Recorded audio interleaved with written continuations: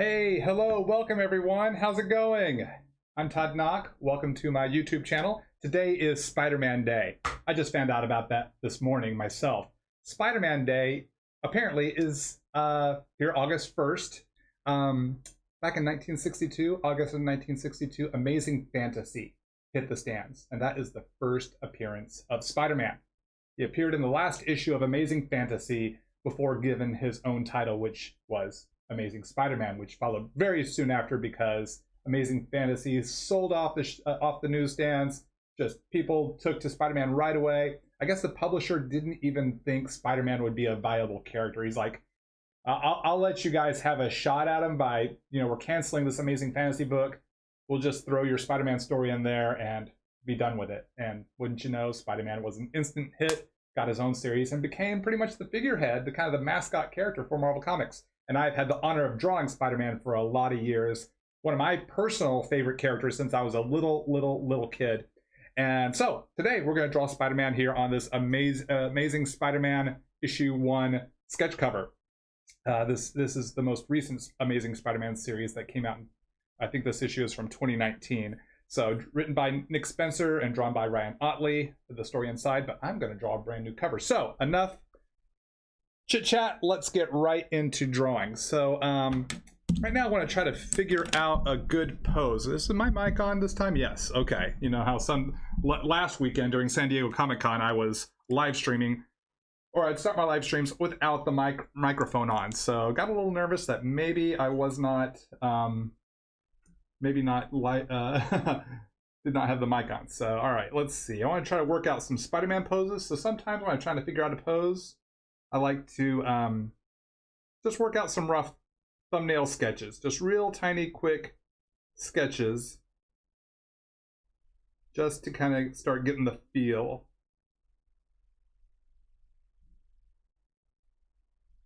for what it is I might want to do.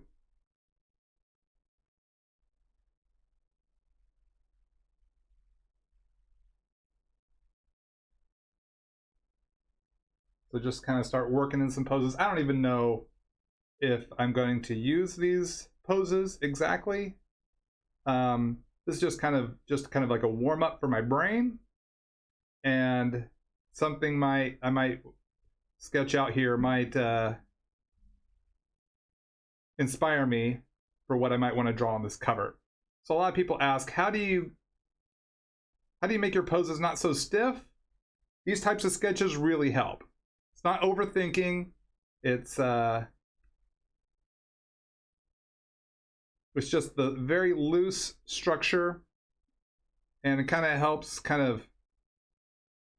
keep poses from getting too stiff. Takes a lot of practice though. I've been doing this a lot of years. This was an exercise I learned at art school in my life drawing classes.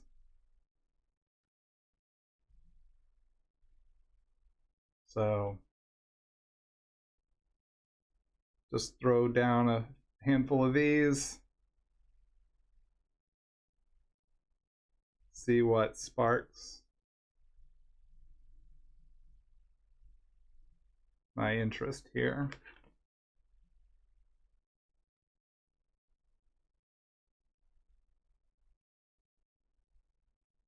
Hope everyone's doing well. Thanks for joining me here on my channel. Hopefully you're subscribed to my YouTube channel so you don't miss out on future art live streams.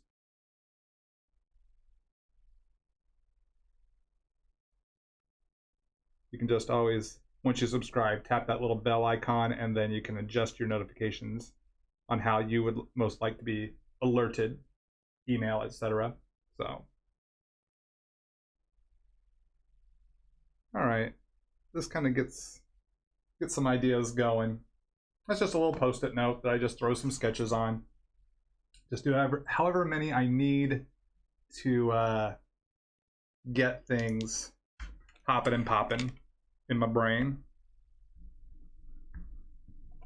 So let's see. I want to see how I can utilize this space here. I'll try my best to mic check. Yes, thank you. Do my best to try to respond to some comments and questions while I draw. Can't promise I can answer every question, but I'll try to respond to as many as I can while I draw.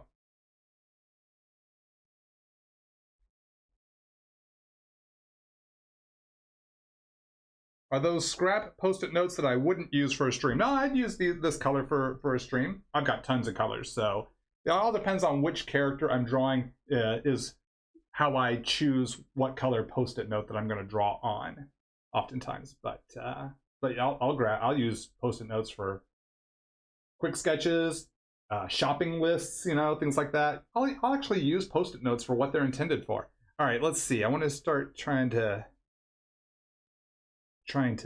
get this pose going here. We're going to draw traditional Spider-Man since it's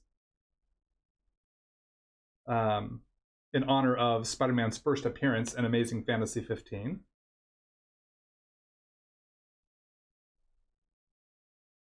So real loose, rough gesture here. Considering the angle of the spine, kind of want to have it create that motion. As you see there. So from the torso down to the midsection to the groin, pelvic area.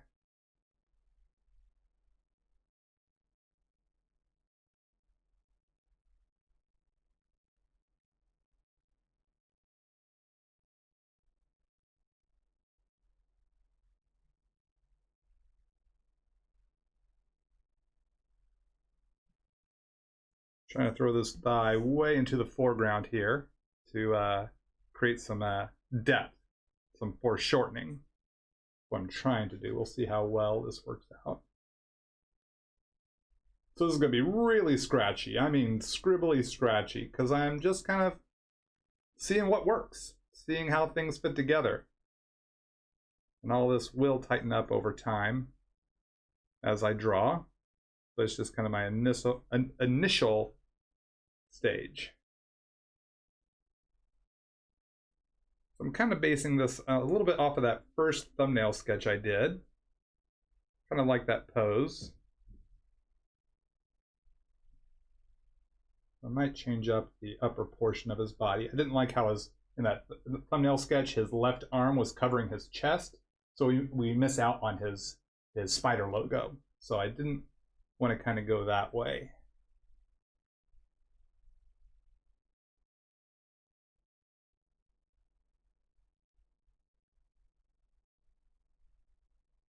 In that regard, I don't want to have that spider logo featured in this shot.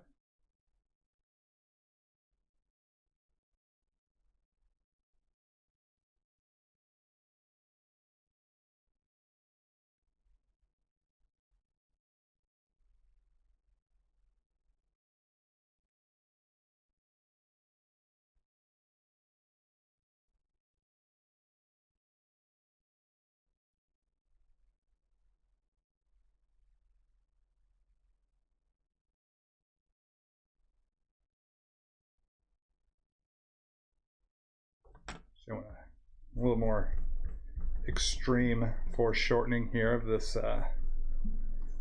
opposite leg. I want it going further into the background.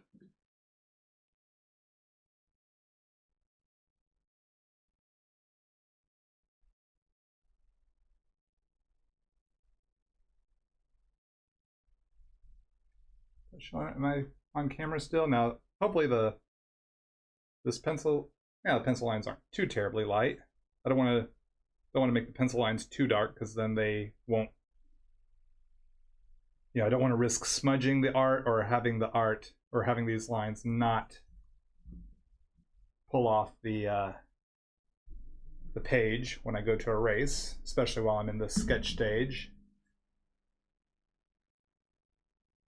Trying to figure out which shapes I want to commit to.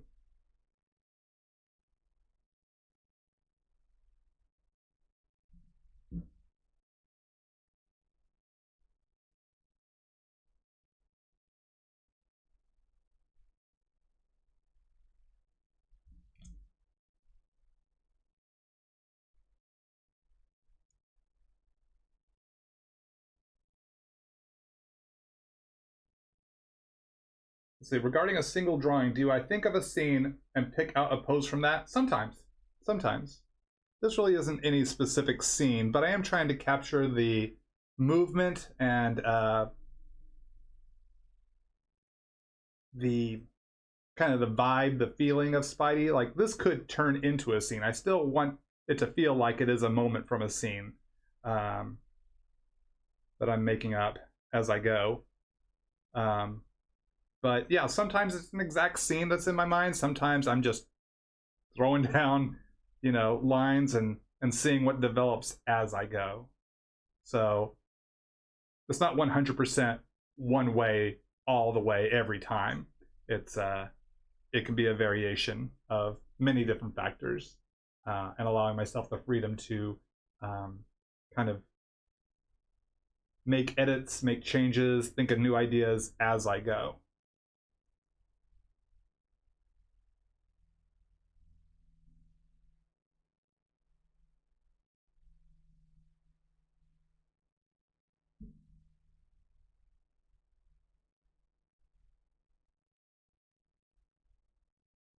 Favorite Sinister Six members? Golly, I'd probably say, you know, the Sinister Six is a great Spidey villain team. Probably say Dr. Octopus and Sandman are probably my two of my favorites from that group. They're just two of my favorite Spider-Man villains in general. Really great visuals to play with. Those tentacles on Dr. Octopus and Sandman's sand form are very, very fun to play with. All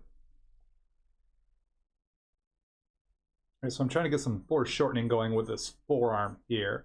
It's kind of out and then kind of coming forward.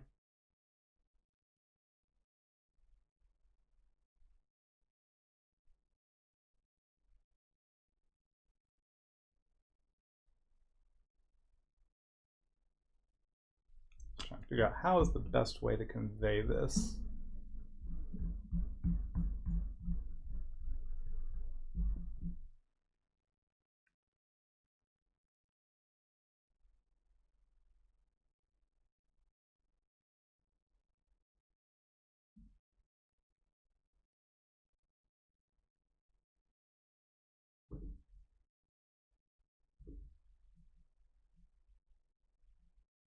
Favorite Spider-Man show, favorite Spider-Man movie? Let's see. Spider-Man show, I'd probably say Spider-Man and His Amazing Friends, because that's the one I watched as a kid that introduced me to the greater Marvel Universe. That's where I learned about the X-Men.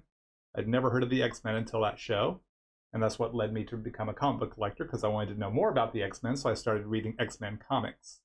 Favorite Spider-Man movie? Into the Spider-Verse is way up there, and any of the Tom Holland movies, I think, are probably my favorite of the live action. So it's not to say I didn't enjoy the Tobey Maguire or Andrew Garfield movies. So I didn't see Amazing Spider-Man 2. I only saw Amazing Spider-Man 1. I liked it enough, the first one enough, but I just never got around to seeing the second one. Maybe I'll see it someday. But I gotta say, Tom Holland is probably my favorite of the Spider-Man live action movies.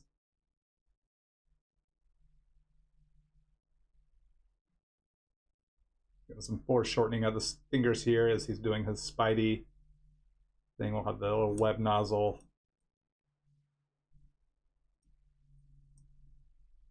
adjusted there to fire off that web line.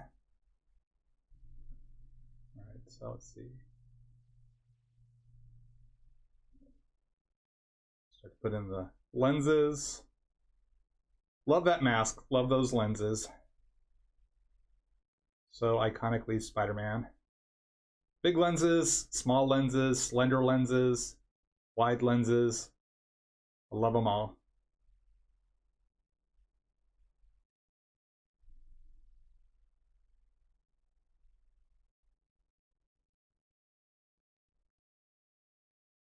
Did I read the Amazing Spider-Man reprints in Marvel Tales in the 1980s? I read some of them, yes. I did have some of them. Didn't read it regularly. Definitely bought the Todd McFarlane cover issues when Todd McFarlane was drawing the covers to that series. I bought them solely for the Todd McFarlane covers.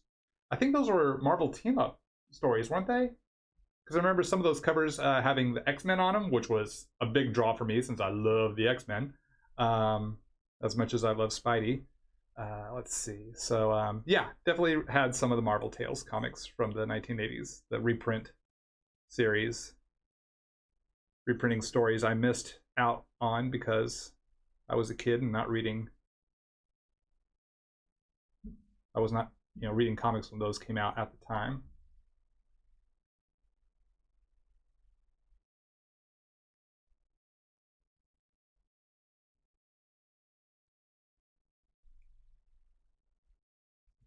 So let's see, get this hand over here going. Oops, I'm so sorry. Thought this was on script. So this hand here, I had this forefinger, knuckle, two fingers coming down, and then the pinky. So sorry. I have better guidelines to keep me on screen, but I was so focused on the art itself, I forgot to pay attention to my guidelines. So I just want to kind of show y'all what I had been working on when that was a little off screen. So, can I make a drawing of the Ben Reilly costume? Your favorite design? Maybe someday. Maybe someday I'll do a Ben Reilly Spider-Man art live stream. But who knows when that will be.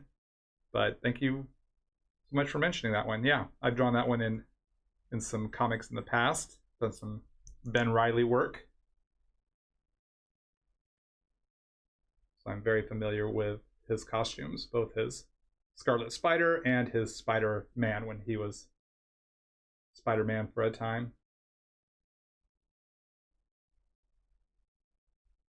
For those of you that don't know, Ben Reilly is the clone of Peter Parker. Big storyline in the 1990s called the Clone Saga. Big storyline.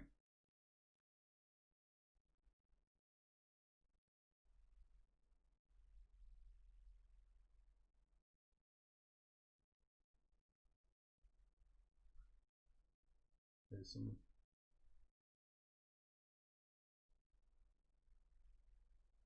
webs here.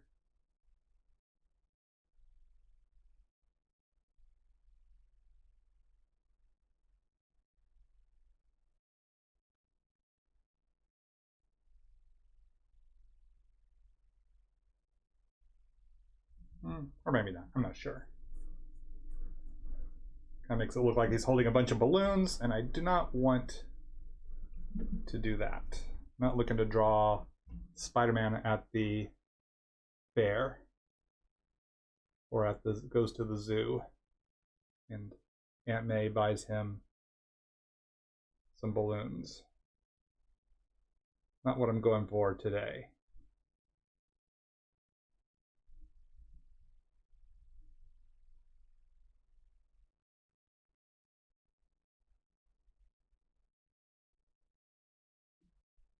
I do kind of like the design element of that, so maybe I can find a way to make it fit without it looking so much like a bunch of balloons.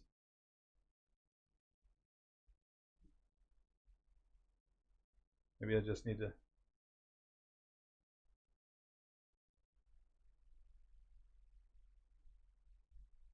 No, there's just no way I can do that without it making it look like he's holding onto a bunch of balloons. Unless I bring some webs forward. Yeah, maybe, what if I got crazy with the web, so it's overlapping him some? That'd be a kind of a different look. Yeah, maybe this is the way to go. It's going to make it very complicated. Make it very complicated. A lot of that I have to think about with how the webs overlap Spidey. And so we'll have one coming over his mask.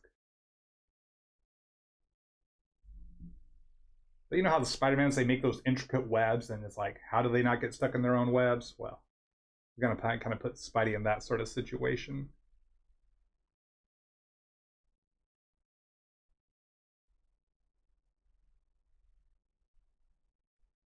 Yeah, it's kind of different. Kind of cool, and we'll have as many cross webs. That's why I call them cross webs. So you have the main spokes that stick out, and then all the webs that kind of then cross over those main spokes, like bicycle wheel spokes. Uh-oh, what's that noise? That's not good. There we go. The battery was not plugged in. Are we plugged in now, battery? Power mode plugged in. Okay, good, good, good. So apparently my charger had come unplugged just prior to the live stream. but we should be good now. Should have the juice to get us through. All right, so I've got the pose down. I've got details going here. Like I said, this is going to be a bit complicated. But it should be fun. Now I just have to figure out how am I going to achieve this through inks and colors. Oops, let's put the spiders on his, or the spider legs on his logo here. Out, down, out, down, out, up, out, up.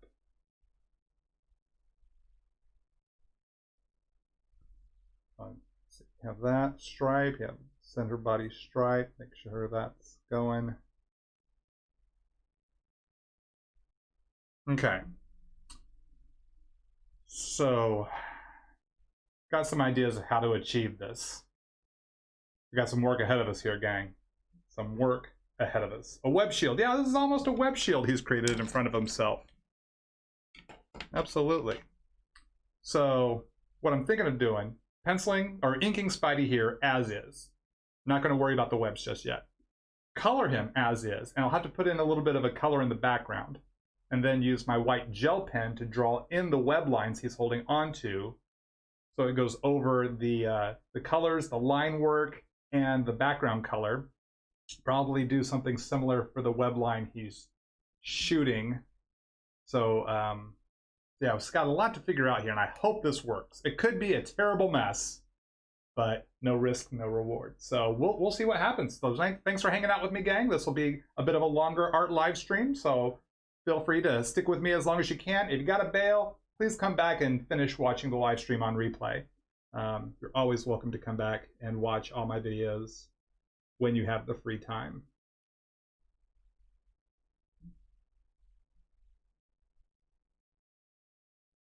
Any chance I'll put Spider-Man's armpit webs in? There's possibly a chance of that. We'll see how things go as I start inking here. I do enjoy the pit webs. I thought they were a great look. I thought they made sense for him to glide. Kind of like a flying squirrel. Using the Pigma Micron 08 pen right now. Hopefully I might, oops, was I a little off screen? I'm sure I was. God, come on. So, gotta pay attention to my camera guidelines here, the guidelines I put to show when I'm on camera and when I'm not on camera. I get so focused on the art. I get so focused.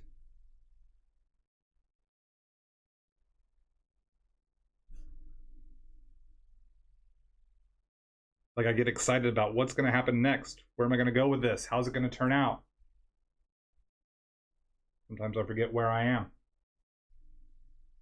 At least in relation to being on camera or out of frame.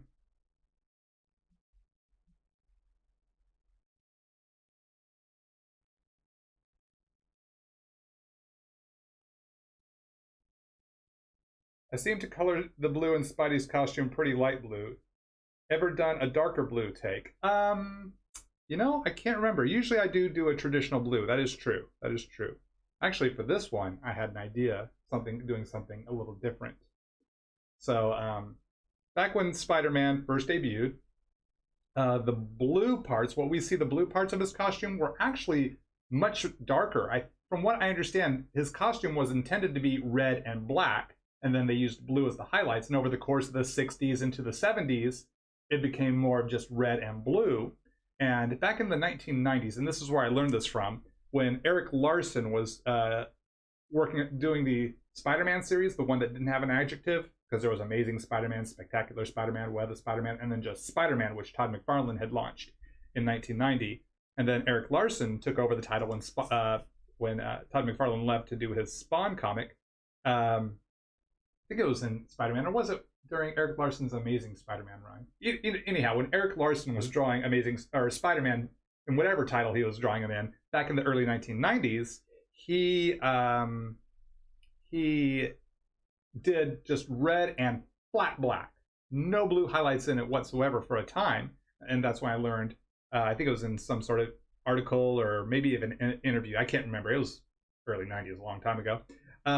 He said that that's where I learned this, that Spider-Man's costume was, I think, originally supposed to be just considered red and black, not red and blue. So I thought, in honor of the classic Spider-Man costume, I'd do this one just red and black. All the black parts, I'm just going to make full-on black, kind of like how Eric Larson had done back in the 1990s in honor of what Steve Ditko had been conveying in the original Spider-Man comics. So, if I understand the story right, that's, I think, how that was supposed to be, was being interpreted. So, yes, that's right. Are we getting? Am I getting some backup here? That y'all heard the same thing? Cool. Thought I'm not too off with my remembrance or understanding of all of that. So that's what I'm planning to do with this one, and that should work really well with these white gel pen inked spiderweb lines crossing over Spider-Man. So that black will really be a backdrop for those web lines to really pop off of, is the intention at the very least. Am I on screen here? Double check. Always double check. At least when I'm working on the top or bottom of this sketch cover. Make sure I'm not off the top of the screen or the bottom of the screen.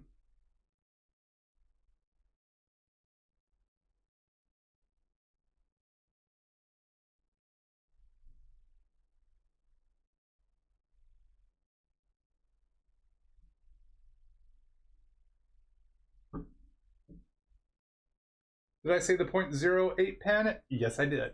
You heard me correctly. The one I usually use for my initial shapes and contours. And then I come in with thinner pens for smaller, definitely when I need to do smaller details, like when I put the webbing on his suit.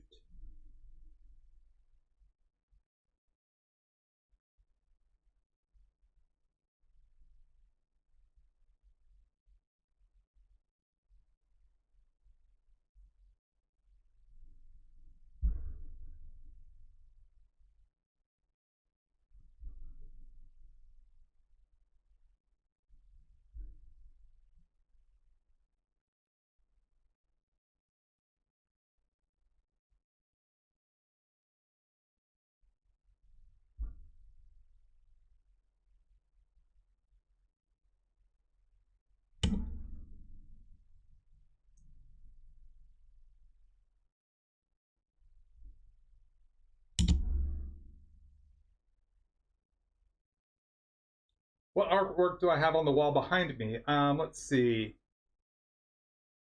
Where's my head in relation to everything? In that framed piece right there, that is the original art to the Micro Ringo variant cover he drew for my Wild Guard casting call, my Creator-owned miniseries. The one right up over here, which is kind of off screen, Arthur Adams' original art variant cover for my Wild Guard casting call miniseries. That's issue 2 and issue 3 respectively. And then the big poster right behind me is the Marvel 25th anniversary poster from 1986, which I got when I was 15 years old, and I've had up on my wall when I was a youth. And then when I got set up in this place, I thought, I'm gonna bust that poster back out, frame it up, and hang it up in my studio. So yep, I've had that poster since I was 15 years old. So one of the original 1986 Marvel 25th anniversary.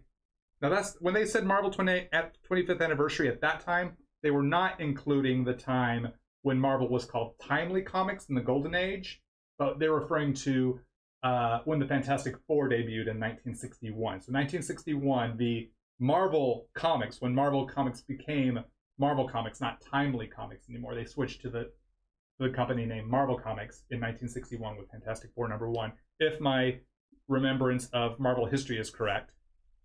Because Timely Comics put out Marvel Comics #1, which was a title of one of their comics, which had the first appearance of the Human Torch, which I think was which was the first Marvel comic character back in the 1930s, I believe. I know you come for the art, but stay for the history lesson. But when they were celebrating the Marvel 25th anniversary, that was from Fantastic Four #1 to present day, which was the summer of 1986. That was 25 years right there from the first appearance of, or the first issue of Fantastic Four #1, which was the first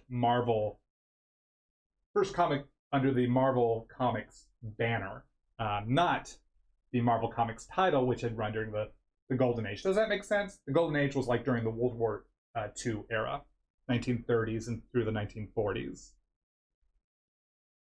I think into the 50s some. 1960s is considered the Silver Age. I think that goes up into the 70s a little bit. Then there's the Bronze Age. Then I get confused from there. The Bronze Age, the Heroic Age, the Modern Age. I think whatever the present is, that's always the Modern Age. Like this would be the Modern Age. Well, maybe not necessarily. I don't know. But you definitely know Golden Age and Silver Age. That is when so many of these characters that we know and love were first created. So, in regards back to the main topic, that 25th anniversary poster was from Fantastic Four #1 to, which was I think June or July of 1961 to July of 1986.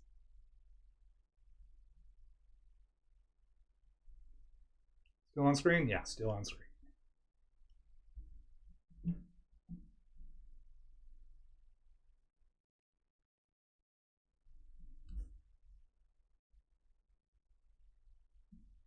A lot of this stuff I share about comic book history is what I remember from being a kid up until present day. I'm not sure how much I'm remembering accurately, so don't take everything I say here history-wise as gospel. Feel free to research, double check. But I'm trying to give as accurate information as I can recall. But I just want to throw that little caveat out there that maybe some of my remembrances might be a little misremembered, or information has been conflated with other information. So I do my best to give y'all as accurate information as possible whenever I can. But if I remembered something a little incorrectly, please feel free, one, to let me know, and two, please have grace on me. I appreciate that.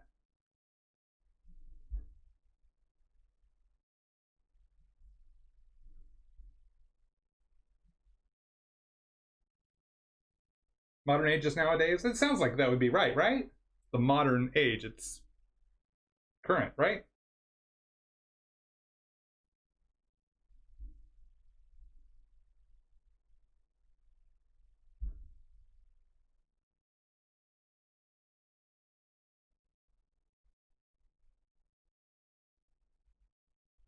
All right, so let's see. I'm gonna fit this arm together correctly. I'm on screen. Double check. We got a little foreshortening of that upper arm. And we have his lower arm pulling back down and away.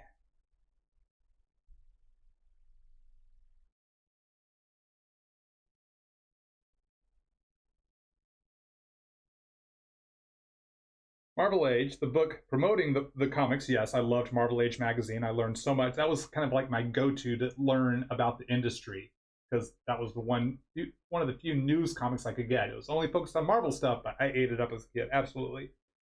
Possibly Annual 1. Yes, it was Annual 1. I see where you're going with this. The Kerry Gamble cover, that's what you meant. Not Marvel Age.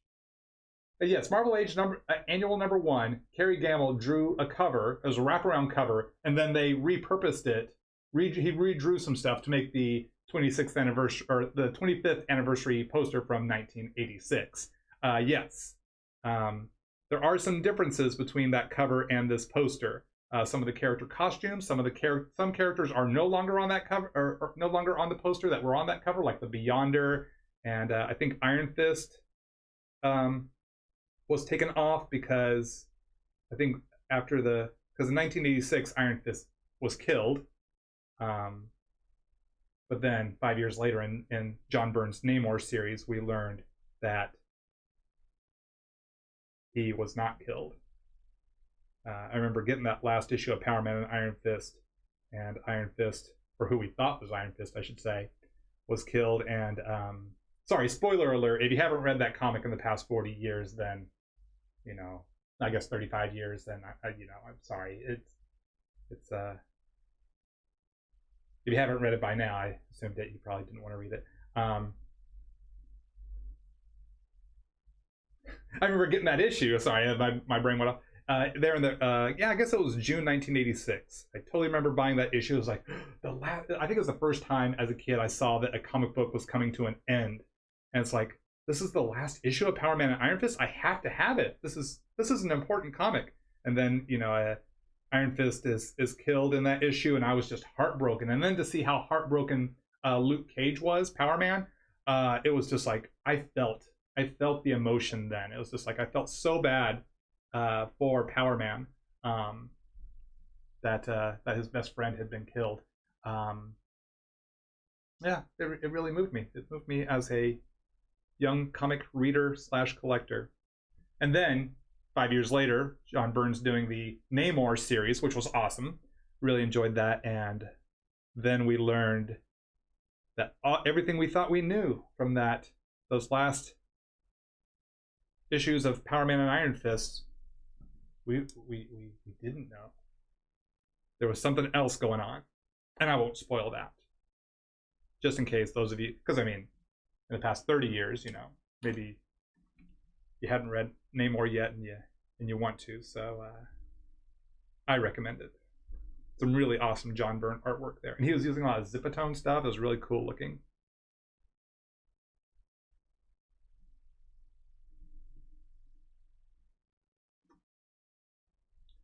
I'm due for a TED Talk. I don't know if anyone would want to come to one of my TED Talks. I don't know if I could give a TED Talk. I can give these Todd Talks. I hope you like my Todd Talks. It's a bit like a TED Talk, but more rambly. And a lot more dad jokes. A lot more dad jokes in a Todd Talk.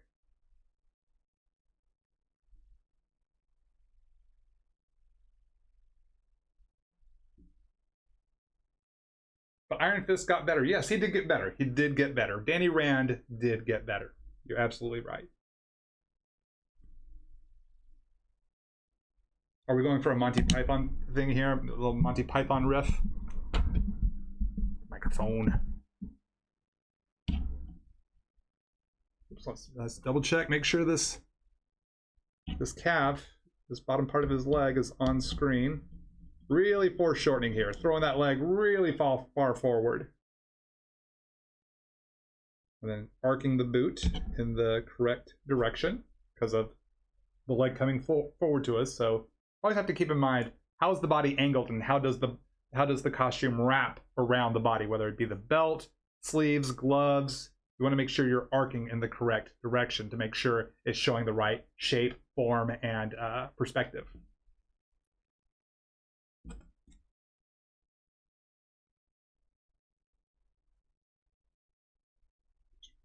Make some adjustments here on the thigh.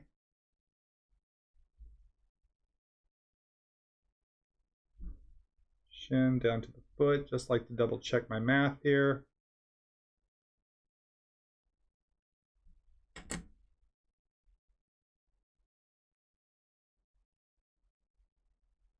Let's see, where are we on screen? Okay, now time to draw the, what is that, his right leg. Here we go.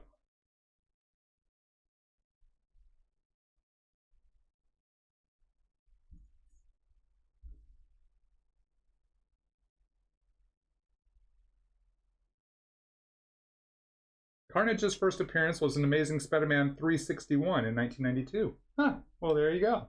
I'm sure I had that comic because I was collecting Amazing Spider-Man at that time. So I could possibly have 2 copies of that one. It's back in 1992. I was buying almost 2 copies of everything, especially if something was hot, a hot comic at the time. And I remember Carnage being a very popular character at that time.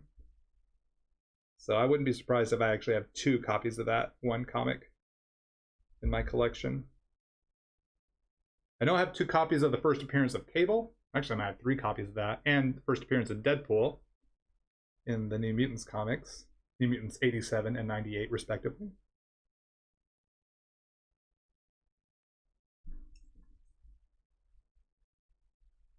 It's actually at an event with Rob Liefeld, because Rob Liefeld gave me my big break in comics back when I was a youth, and so we were doing this big Extreme Studios anniversary, and a lot of us brought some of our favorite Rob comics to see if he'd sign them, and of course Rob was happy to sign my New Mutants 87, my New Mutants 98, I think my Youngblood #1 comics. So I've got autographs on those first appearance characters, so that's fine.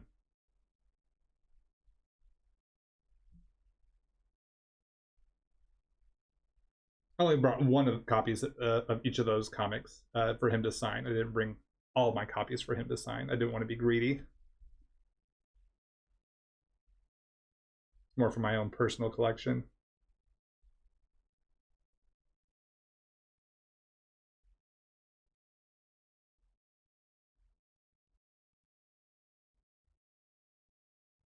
How big is my Spidey collection? My Spidey collection of comics? Quite a few long boxes. I'd probably say I probably have 4 or 5 long boxes at least. Actually, I need to do some updating some of my files, my filing of my comics. I like to keep them all in the right boxes, and I'm a few years behind in all that chore. Just because lifting those boxes is more of a workout than I want. Oftentimes, I really should do it. It's good strength training. Is a microphone. Ah! I broke my stand. Ah! Technical difficulties. Come back. There we go. Did not expect that to happen. Live TV, people. Live TV. Working without a net. Working without a net here. It's dangerous. It's dangerous when a net doesn't show up to help me produce these live streams. Where am I now? Am I on the... Oh, was I inking that foot off screen again? Son of a biscuit. I apologize.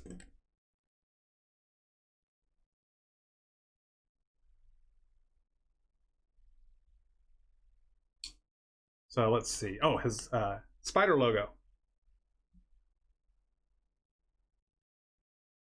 Do I own any comic books I drew? Yes, I do.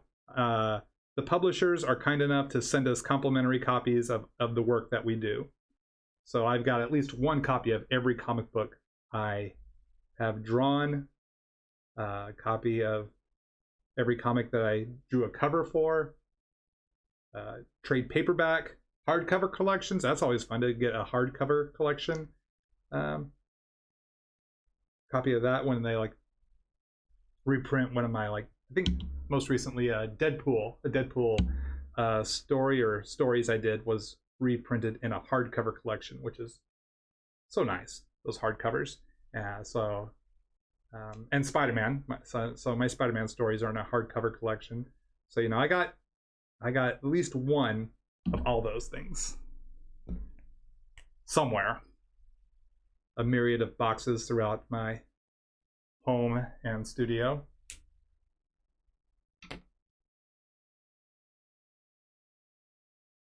Did I ever cheer or get emotional while reading a comic? Absolutely. Absolutely. That's the fun of reading comics and reading about characters you care about. Absolutely.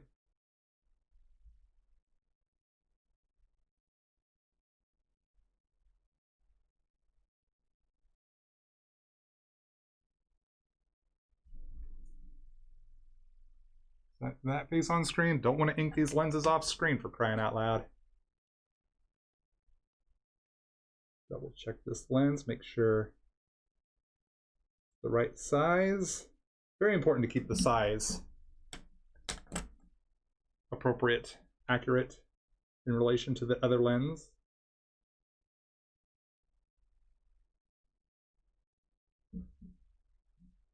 Oh, someone's dropping in a lot of knowledge of the first appearances of characters. Thanks for all the info.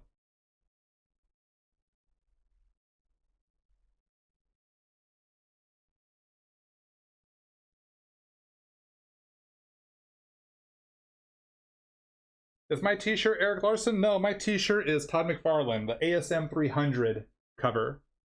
Wearing that in honor of Spider-Man Day today. So, yep, Todd McFarlane. Todd McFarlane. I don't have a...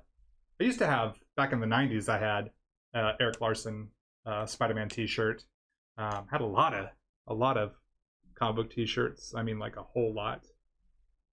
Back in the 90s, Marvel was putting almost every cover on a t-shirt. Had quite a few of those McFarlane Marvel Tales covers, like the Spider-Man X-Men ones. I had a couple of those. I think I had probably a Rob Liefeld X-Force t-shirt. Oh yeah, I had all sorts of t-shirts like that. I mean, they still make comic book t-shirts, but the styles are a little different than they were than in the 90s. I love what they're doing now. I love the kind of the vintage retro look. I love that in a t-shirt. That retro sort of vibe. But the 90s just had a vibe all its own. Especially the early 90s. Just a very unique time, it felt like. Of course, every time is a unique time, depending on your perspective in the middle of it. Like right now, we're in a very unique time. A very unique time. Hope everyone's staying well during this COVID-19 time. Hope you're staying safe and healthy.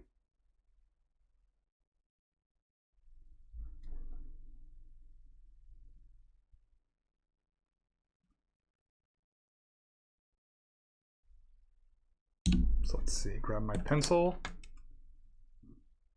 Make sure I'm putting my web spokes in the right place before I start committing them to ink.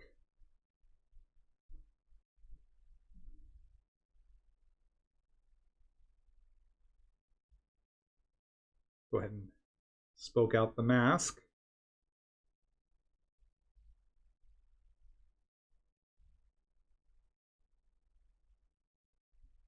I'll deal with the gloves here momentarily.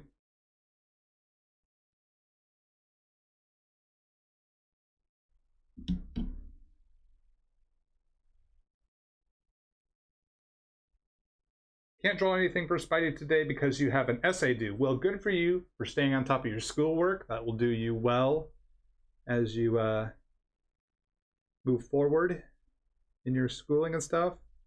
Hopefully there's time after you finish your essay that you can do a little Spidey sketching. And if you can't do it today, do it tomorrow. Do it whenever you have free time.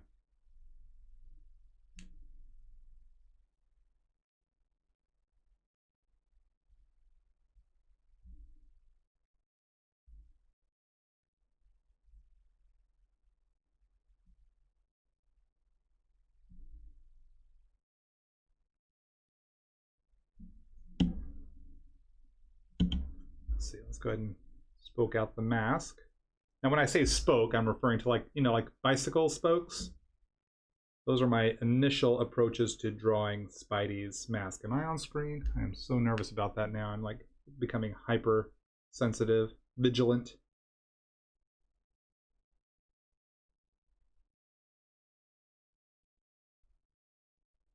Am I going to do colors in this stream? That's the plan. I am planning to do that.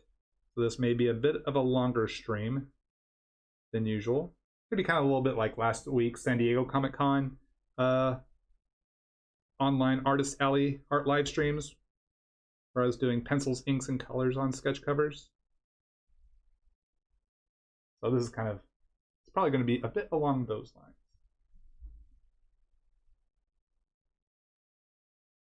And then these are what I called cross webs, how they cross over the spokes. These are not the official or technical terms, they're just the terms I kind of made up for myself and kind of explaining how I do what I do when it comes to drawing Spider-Man, or Spider-Man's webs here on his costume, or just webs in general.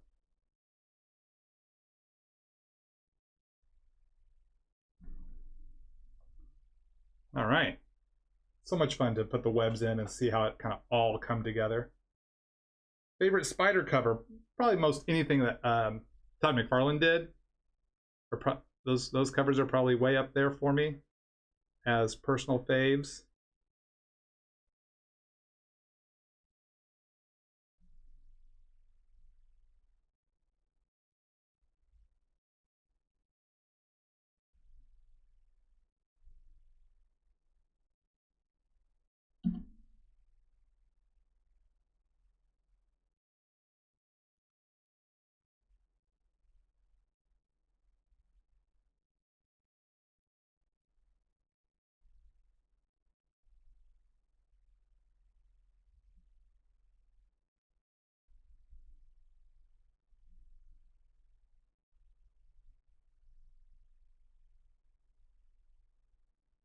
So I don't just, when I put the webs in here, I'm keeping in mind how they're gonna curve around his body.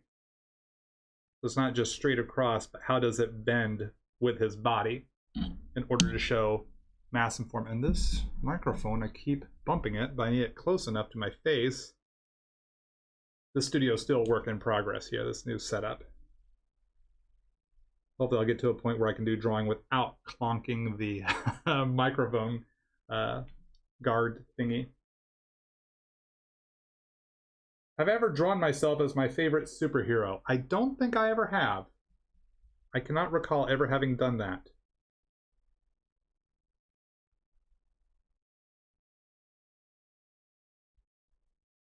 Yeah. I don't think I've ever done that. At least that I can remember. I'm sure I'd remember that if I had done that before.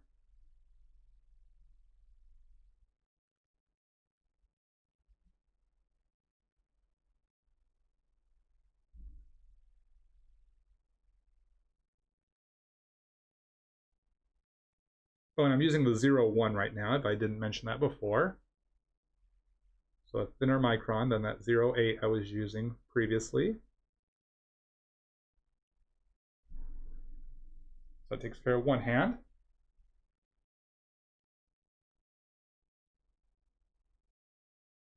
Let's see. Webbing on Spider-Man's costume, especially on this mask, you find to be difficult to do. Agreed. Mr. Nauck makes it look effortless.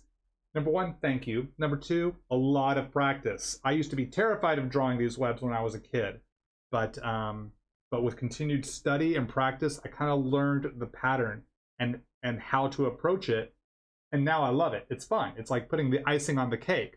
But I totally agree that it looks difficult, especially when you're starting off drawing. It's like so much to think about, but I believe we can get there because I got there. I figured it out. But I had to really put forth the effort to study it, practice it, make my mistakes, learn from my mistakes, try again, move forward, and get to a point where I developed confidence in how to do it. And that's what practice, I think a big part of why we practice is not just to get good at it, but also to get confidence. Building up that confidence gives us the assuredness that we know we can throw these lines down because we've practiced it again and again and again. It's like a musician practicing playing an instrument or singing. They have to practice that again and again and again so that they are skilled at it. That that they know what they're doing. You know what you know, that you know it. Did not mean to say no that many times in a row, and not meaning to rhyme, but I'm doing that too. So this is why so many artists, when a lot of young artists ask, well, what advice do you have? And we say, practice, practice, practice, practice. It's because there's no getting around it. You gotta practice. Practice is key. You've got to train your brain, train your hand, train your eye, and get used to it. It's not always easy, but it is necessary. It's just a fact of life. We've got to practice. We've got to keep studying, working at it. And it's those that are willing to put forth the time, and it takes a lot of time, a lot of hours to study, practice, and keep at it. Work through the challenges. You gotta keep at it.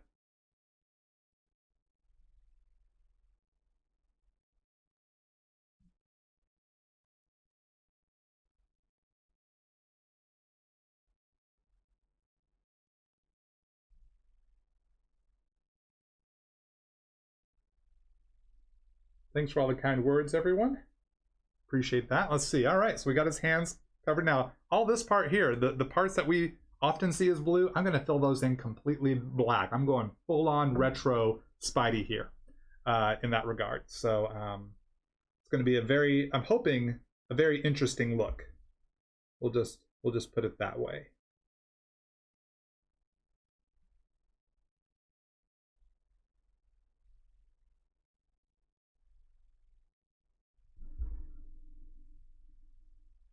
Curving these lines. Now I've got this boot on screen, right? Yes, I do. Good.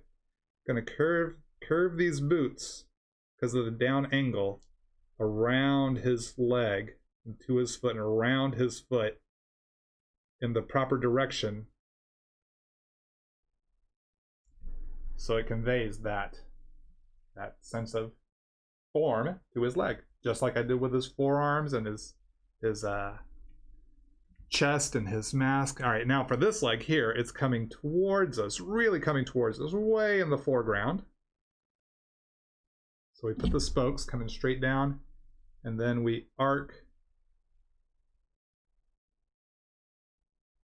the cross webs in an upwards fashion to show that the boot is curving around his leg and is going away from us. All right, so we got a lot of take two. Got a lot of black to fill in. I think I'm going to do that with Copic marker here momentarily. Let's see, we talked about maybe throwing the pit webs in here. What if I penciled these in real quick? You know, I think I'm going to go the pit web direction. I love pit webs. You know what? It just gives that vintage, or that classic retro, I think retro is a better word, retro vibe for Spidey that I think I'm wanting to tap into. It was kind of merging the John Romita Sr. and the Steve Ditko versions of Spider-Man. Kind of like this hybrid that kind of bridges the gap between the Steve Ditko era that moved into the John Romita Sr. era. You know what? I'm going for it. Pit webs are go. We call them pit webs because they're webs in his armpit that allows him a gliding effect. So it's just the upper arm from about the elbow down to his, just above his belt.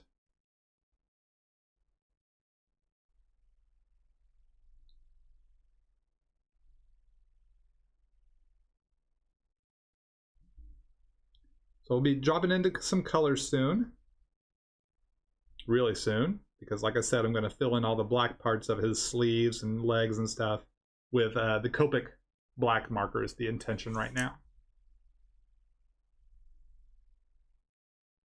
So I have to finish these webs. And then all of his spider webs that he's holding on to and he's shooting off from his left hand. He'll be doing all that in white gel pen. You will not want to miss that. But if you do have to miss it, come back and watch the replay. Come back and watch my art live stream replays. That's why I keep them on my channel for you.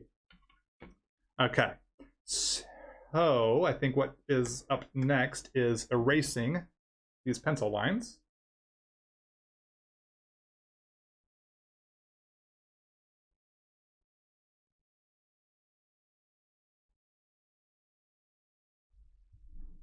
let's see. After I black in the blue areas, will I come back later with white gel pen and highlight various muscles and ribs, etc.?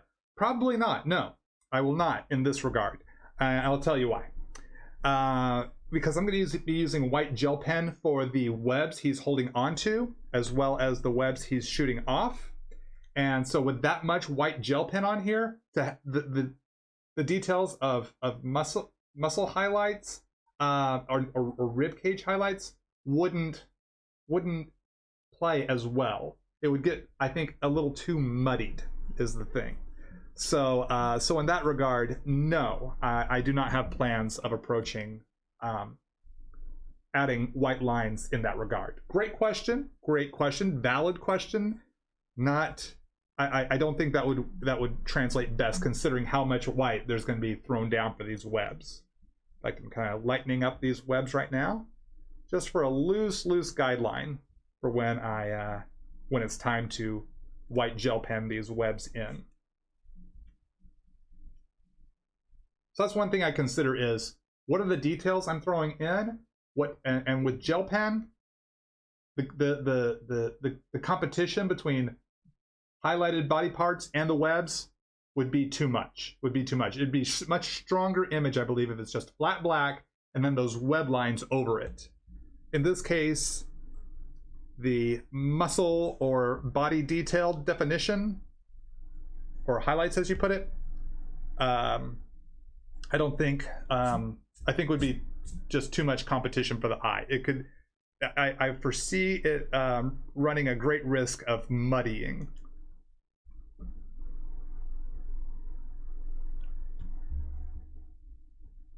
And that's something I want to be cautious of.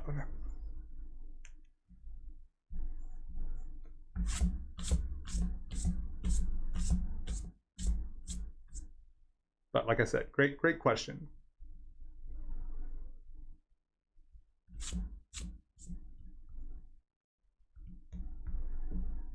Okay, so let's start putting in the reds now. And yeah, so reds, the blacks, background color, because I need background color for the white web lines to stand off of, because white on white does not show up very well. It'd be almost, be almost like drawing with invisible ink.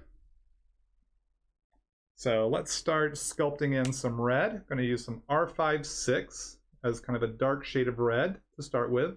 Not necessarily my shadow shade, though it is kind of darker areas of his body that I am considering. A lot of shadows will fall in these areas a little bit later on.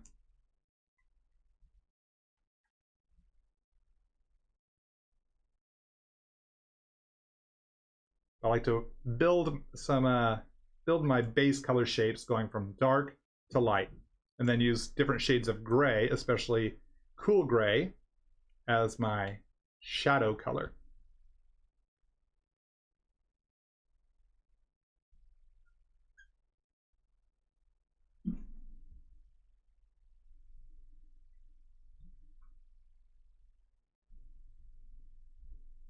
I hope I'm keeping everything on screen.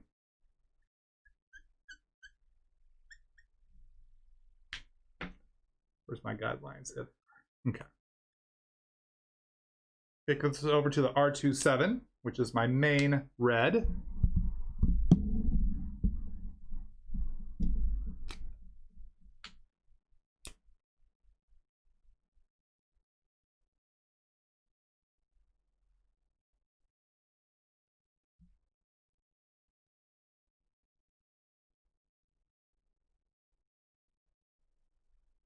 My main personal choice for when I draw red characters, color red characters, with I'm doing pieces like this. And a lot of you young artists, a lot of y'all ask what Copics I use to color my comics. I don't use Copic markers to color my comics. Just for sketches or commission type pieces, but comics are colored, a vast majority of them, I would say almost probably well more than 95% of them, if not more, are colored digitally. So you don't have to have an expensive set of markers to be a comic book artist, to draw comic books.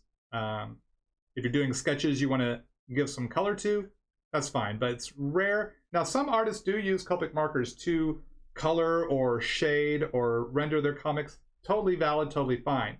But you don't have to have them to break into the industry. You don't have to have them to be a comic book artist. If you want to, and that's the way you want to go with your art, please feel free. But know that as a professional, I do not use, I currently do not use Copic markers to illustrate my comics. When you saw me do the line art here for Spider-Man, that's as far as I go. Scan it in, send it over to my colorist, Rochelle, and then she rocks the colors digitally. So if you want to be a comic book artist, don't feel that you have to have Copic markers. It's not to say you can't. It's not to say that if you want to color your comics with Copic markers, you can do that if you want. But you don't have to. It's not a requirement. And very few artists do. Probably because it's time consuming, and when you're coloring digitally, if the editor needs a correction, it's so much easier to go in and go click, click, click, correction made, as opposed to, oh boy, I've got a lot of work ahead of me to make this correction, this color correction. So, because it's on the actual physical artwork. So what are you going to do now? You know, it's like, do you do a patch? Do you have to use whiteout and paint over the problem and then redraw and color it? So those are things to think about. And when we're working on a tight deadline, it's so much nicer knowing that your colorist has got your back and dropping the sweet colors while you're working on the line art and keeping that comic book moving. Schedule wise. Just something to think about, just something to know.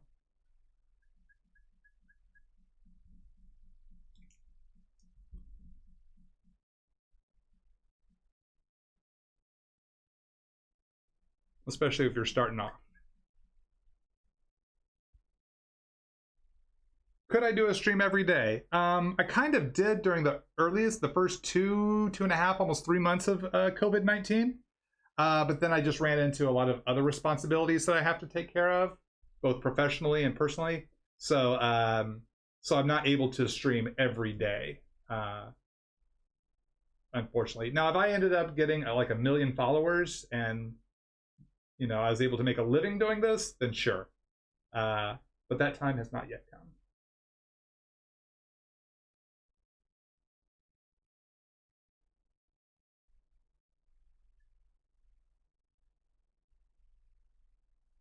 I do appreciate you coming by. Thanks for hanging out with me. Thanks for watching.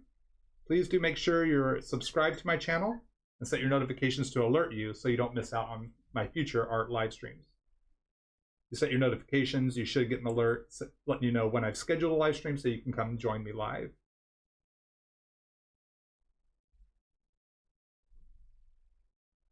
Oh yeah, the corrections could be made digitally too. Great point, great point. So if you color like this, and the editor wants you to make a correction, then yeah, you could open up your illustration in like Photoshop and then make the corrections digitally. Absolutely correct.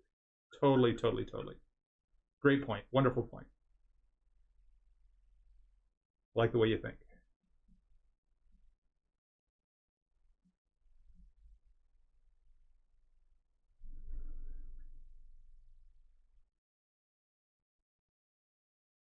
So this is the R24, if I didn't mention that before.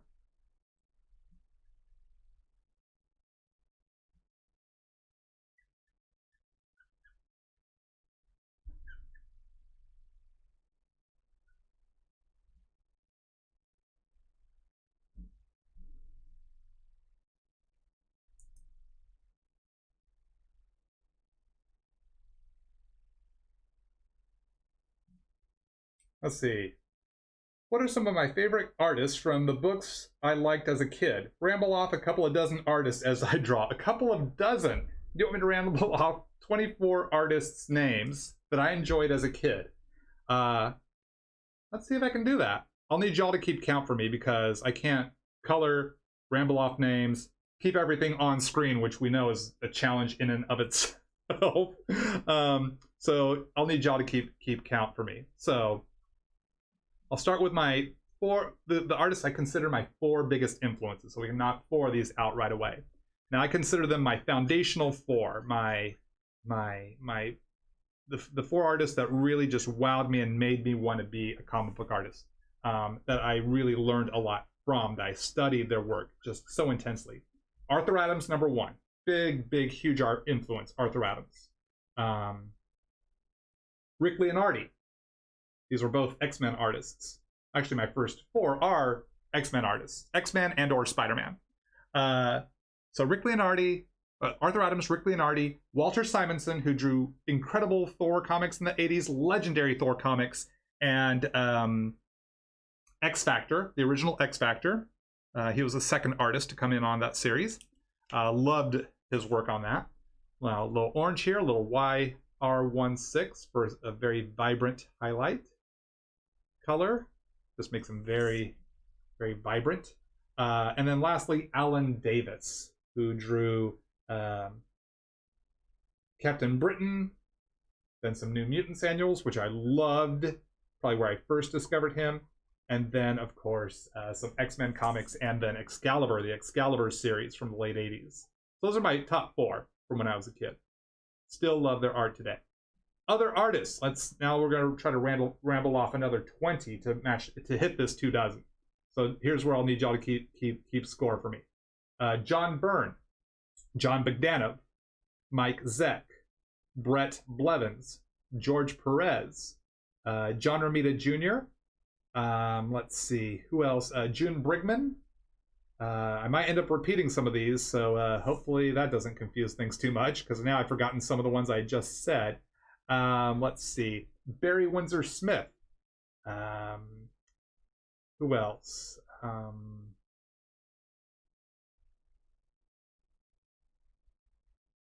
Trying to think of just from, you know what? We can say Todd McFarlane, Rob Liefeld, Jim Lee, Eric Larson. They were from the late 80s into the early 90s. So I can definitely rattle off those. Mark Silvestri, absolutely, from his time on Young Kenny X-Men, for sure, and then later on into Wolverine. Hopefully y'all are keeping count here, because I like completely lost count. Let's see, who else really just could not get enough of their artwork. Had always looked forward to one of their comics. So many great artists. But who are the ones that just really wowed me? I'm trying to be very, very deliberate in my list here. Who else?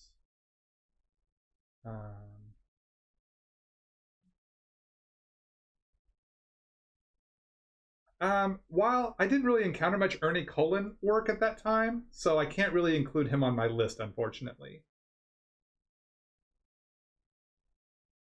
But fantastic artist, absolutely. But yeah, for my time at that age, in the 1980s and into the 1990s, like very early 1990s,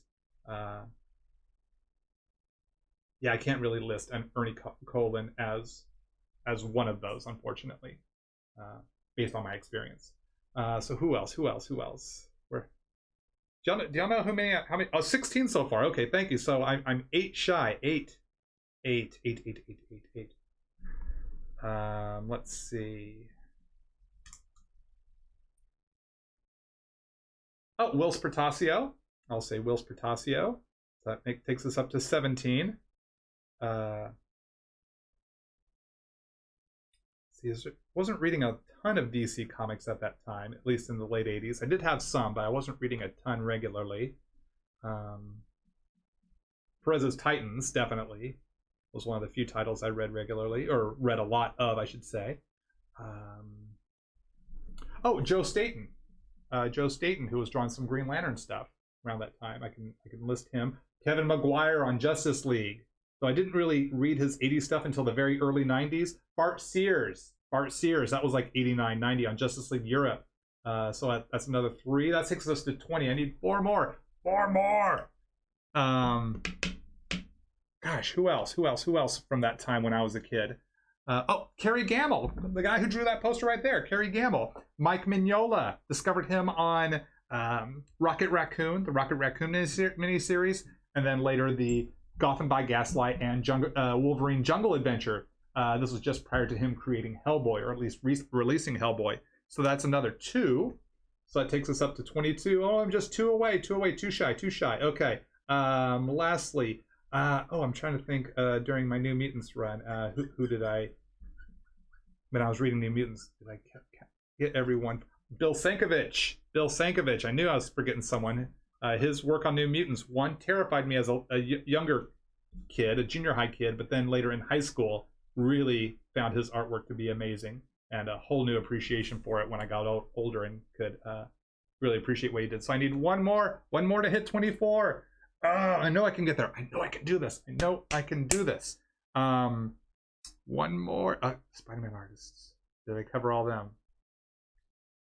I know there's one more that just really was like, yes. 24 is a lot when you're trying to think about it. I can like rattle off the first dozen or so easy, but then when because I'm trying not to get into the 90s. So this is like like the artists that kind of came in after, like before I got hired. So that's like the early Image Comics days. So I love Micro Wingo, but I feel like that was after I graduated college. Umberto Ramos, J. Scott Campbell, they were after I graduated college. So I'm not including those people. Chris Sprouse, again, I discovered him in college. I have to keep him off the list right now. Trying to think of who was my teenage high school days artists. So I just need one more, and I want to be very deliberate on this. I'm trying to think of the comics that I was reading at the time, and which ones was I reading regularly, or did I say John Romita? No, I did say John Romita Jr. I did. It's there. I'm gonna get it. I'm gonna get it. Gotta make it a good one. In the meantime, putting some B000 and then a little cool gray 1 here in the lenses. I'm gonna put in a little horizon line with a cool gray 3 to separate the white from the blue. We're gonna get that last artist here in a moment.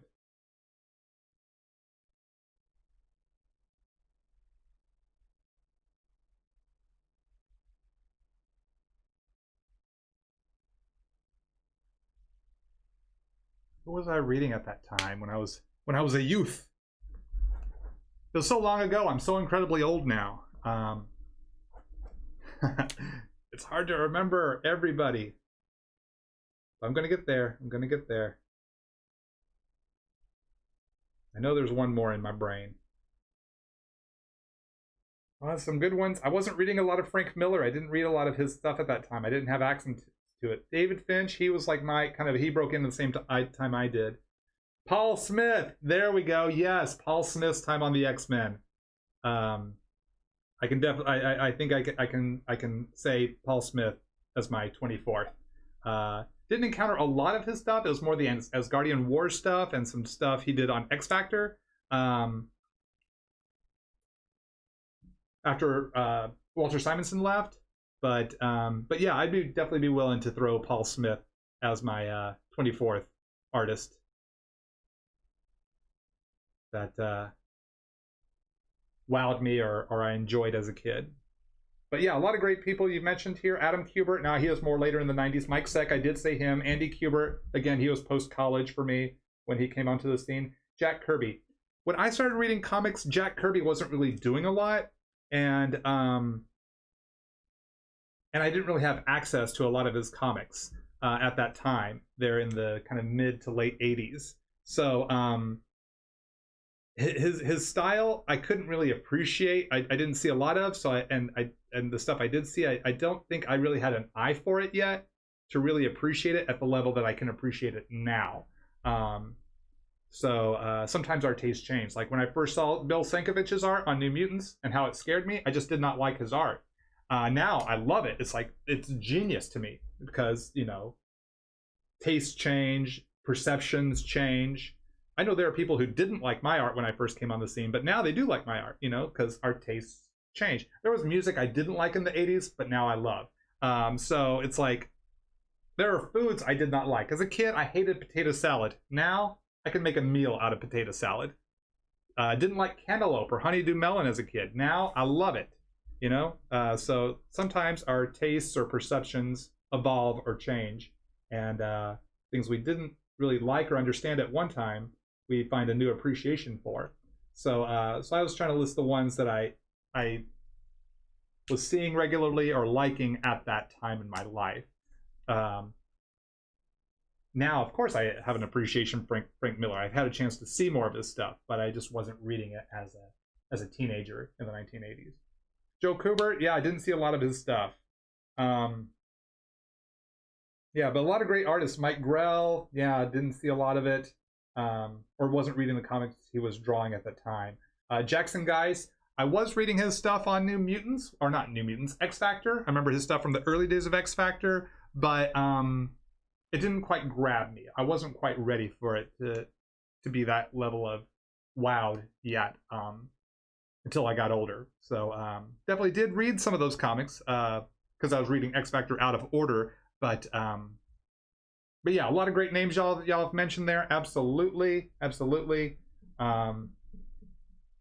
Thank you for the assist. Thank you for helping me remember certain artists that I had forgotten. Or, yeah. Ultimately, all this I'm saying, thanks for the assist. A little blue-green here in the pit webs.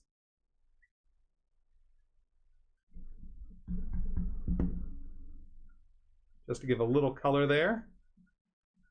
I'm going to cover over that with some gray. I was using a cool gray 5 to shadow out Spider-Man here. I know I was really focused, hyper-focused on trying to think of 24 artists from my time as a comic book reader in the 1980s. And then a little cool gray 1 over that, just to kind of give it a little bit of a color, We got there. We did get there. Good job, people. Thanks so much. Bob McLeod on the original New Mutants. I'm rereading the New Mutants. I never read that in order because I didn't start reading it until, I don't even know, halfway through the series. Started reading it regularly. Started buying back issues. Just read them back issues as I got them. So I ended up reading the entire run of New Mutants, but never in order. I'm now reading them in order. I'm up to issue like 4 or 5 right now, which is the Bob McLeod issues, and just loving what he's doing. It's like, I look at it now, all these years later, it's just like, wow, such beautiful work. So definitely enjoy what he's doing now, if maybe I didn't quite understand it when I was a kid. How do I draw original poses? Just kind of letting my imagination play out. Just kind of trying not to draw with a comic book in front of me, like looking at a Todd McFarlane Spider-Man. Try not to look at my t-shirt, you know, it's like, you know, I've seen a lot of Spider-Man poses, but I just kind of let the scene play out in my head and then try to pause it. But things I see in my head are not crystal clear. It's kind of like fuzzy, which allows me a lot of freedom to interpret as I draw on the page. So right now I want to start putting in a background color first. Trying to figure out what I want to do. I'm just going to kind of fade it from dark to light, where it kind of fades to the white. So I'm thinking maybe kind of like maybe kind of using my purples, the purple fades I do, maybe with a little bit of blue in there, since we're not going to have blue in Spider-Man's costume. It's going to be completely black. All this part here, completely black, for that very vintage retro look. So we're going to use we're just going to kind of start dark and kind of radiate out from there, is the intention here. So I'm going to start with the BV25. Go leave a little bit of a halo.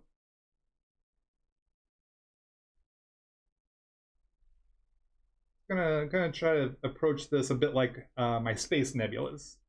Just kind of some chunks of color that lighter colors fade out from. So I'm going to overlap this with lighter colors, have some gaps in here so that the colors can fill in those gaps and kind of merge and blend their way out further and further out and away. Because when I come in to draw in all these webs with white gel pen, that's where hopefully something really cool will happen. So now a little BV34. These are just some purples that I kind of keep in my wallet all together. I like how they all kind of work together. Let me see, spin this so I can get the right angles.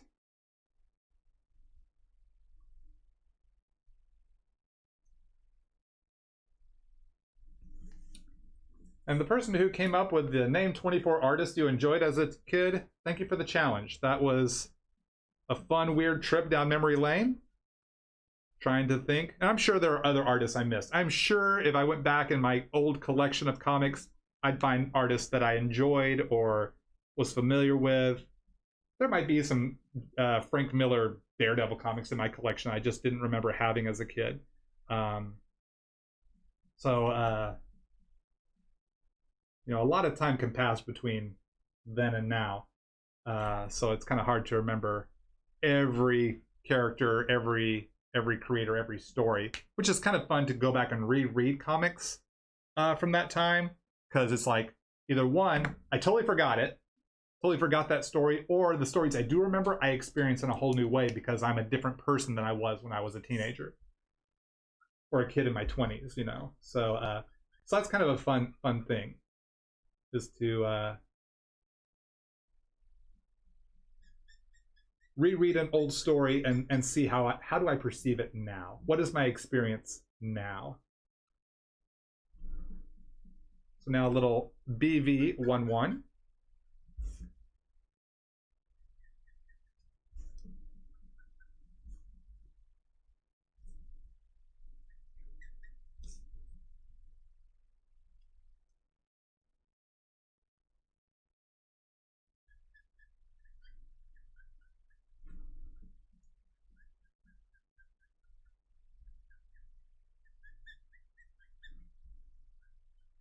Hopefully there's enough juice in this marker here to get done what I need to get done. So definitely going to have to refill it after this live stream.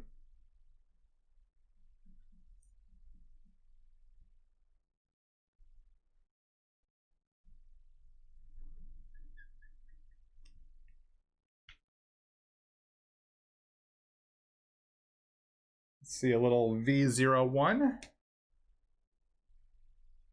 Thanks for all the questions, everyone. I'm sorry I can't respond to every single one. I'm trying to respond to as many as I can.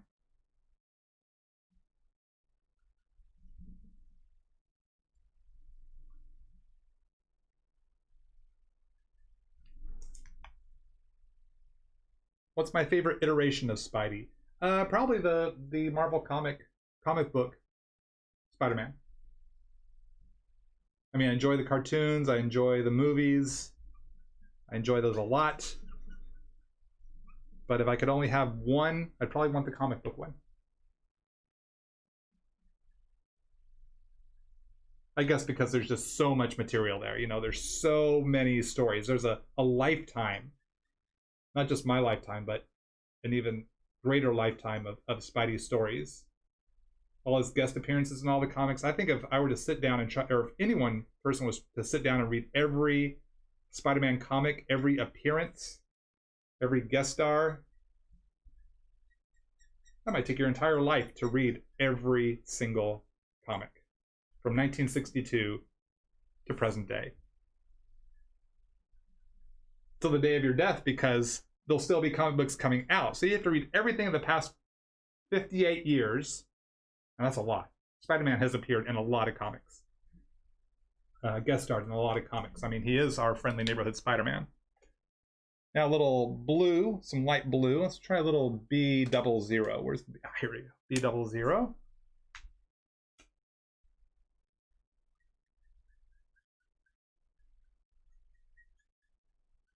And then what is he appearing in presently? His comics, his guest appearances in present day. That would I don't know if it could be physically possible unless a person spent, that's the only thing they did with their life, was to read every single comic book. I'm liking this question. Tacos or quesadillas? Why do I gotta choose?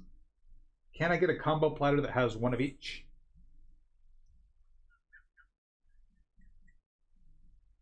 Because I love a crunch of a taco, I had fish tacos last night. Oh, my favorite fish taco joint. Getting tacos to go. But quesadillas, delicious as well. They're so cheesy and melty. Why do you got to make me choose?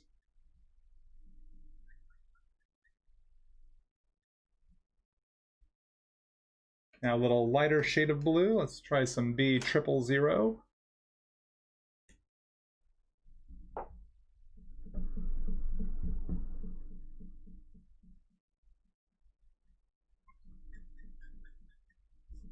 Looks like I need to refill this B000 as well.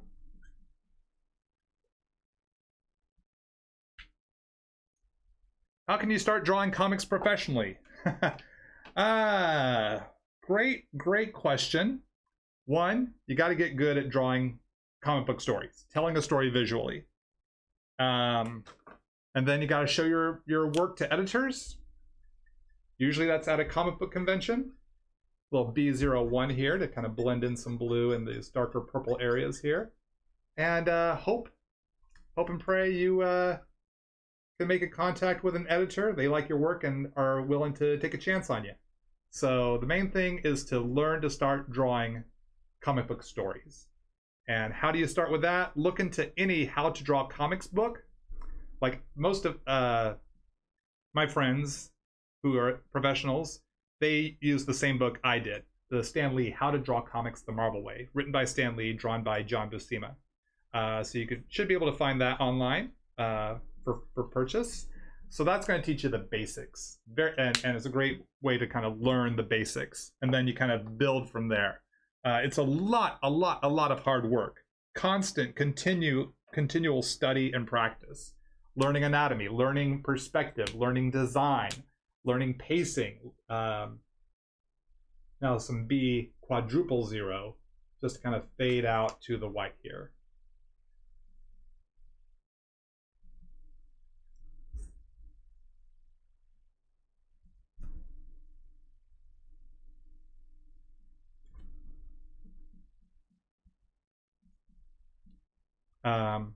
So you just gotta get those skills up, and hopefully meet an editor. And like I said, at a convention is probably going to be the best way to meet an editor when conventions start up again.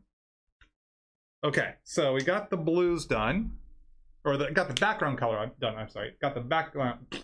Take that line again. Background color done. Now to fill in the black of Spidey's costume, and I'm going to use the black Copic sketch marker.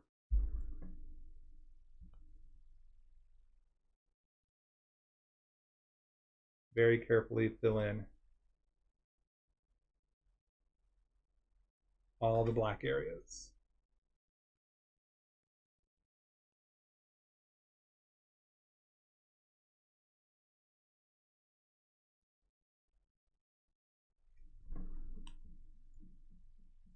Am I staying on screen? Stay on screen, Todd. Come on. Do it for the viewers. Yeah,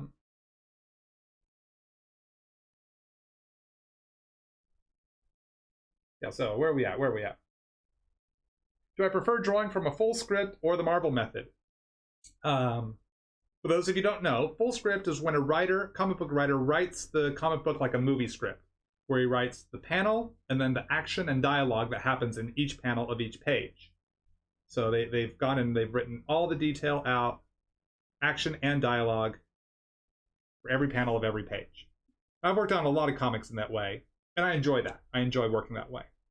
Marvel style is kind of how Stan Lee and Jack Kirby did a lot of their comics, especially Fantastic Four, where maybe Stan comes up with a loose idea or outline for the story, and then Jack Kirby just goes nuts with it and just starts telling the story visually, coming up with all sorts of storytelling, solutions to the problem, whatnot, that each character faces. Let's see, this is needs a refill. Let's try one of my other blacks. I have 3 of the same black in my wallet here.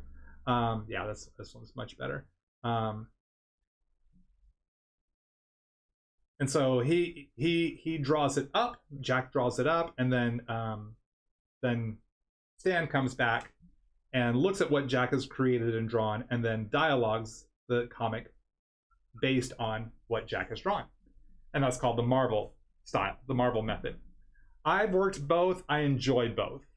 Both are two different experiences. I've worked with a lot of, pretty much every writer I've worked with has been wonderful to work with, very open to my ideas.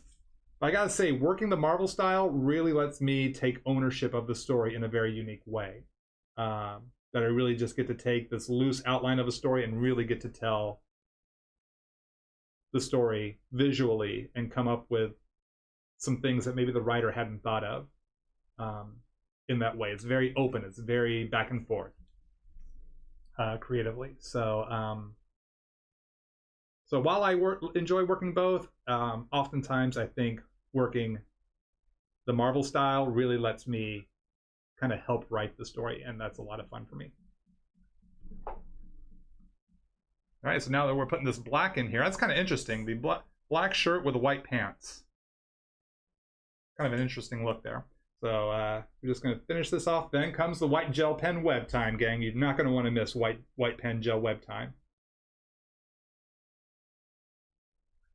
That is my finishing move for this piece today.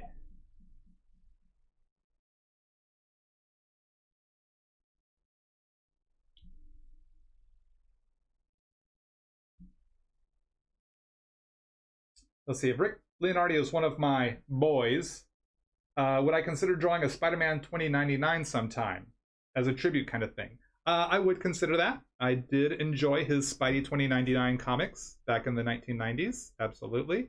So would I consider doing that as a tribute kind of thing? I would consider it.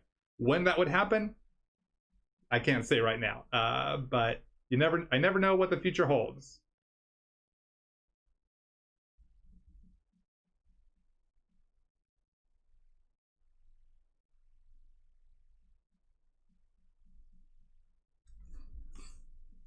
See, this black is getting a little weak. It's like all three of these blacks are going to need to be refilled. Hope they have enough juice. Maybe I need to go chisel tip here for filling in these big black sections. Am I on screen again? Yeah, looks like it was.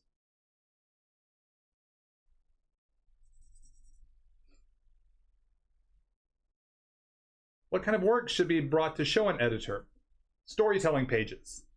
You know, when you look at a comic book and you see all those squares on the page, that's called visual storytelling or sequential art, because you're drawing each panel in a sequence and telling the story visually.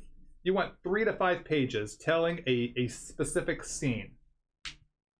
It can be Spider-Man, a Spider-Man scene. It can be a Batman scene.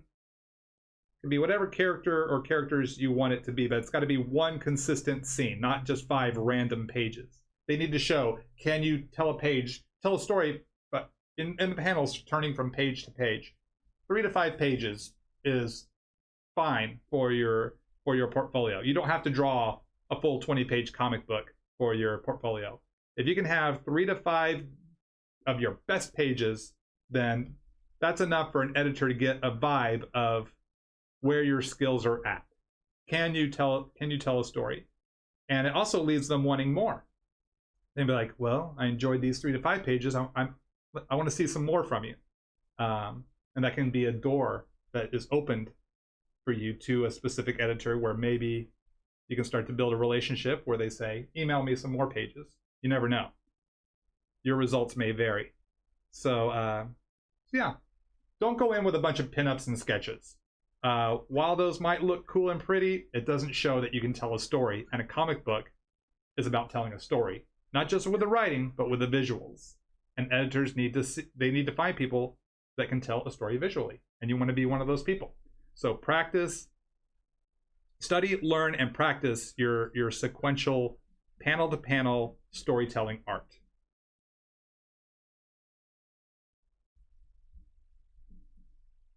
You can also create your own comics. That's what I did. I made little homemade mini comics of my own characters. This is where I got started.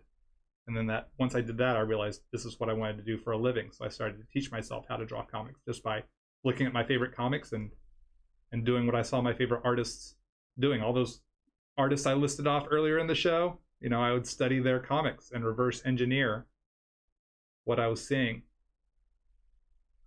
So, all right, so there's Spidey. This is kind of fun. Now it's time for, almost time for finishing move. I think I want to drop a little bit of gray in the background here.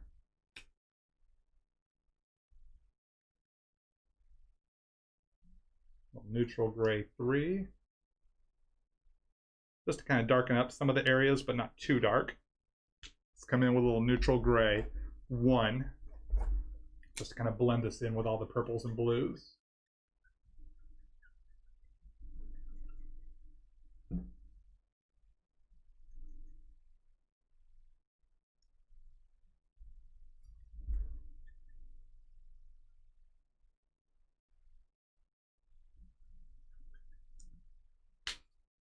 Because these white web lines are going to go towards the white and kind of disappear. So where's my freshest of Uniball Signo, the Uniball Signo white gel pen. All right, so let's start with the web he's shooting off from his left hand here. Where's my French curve?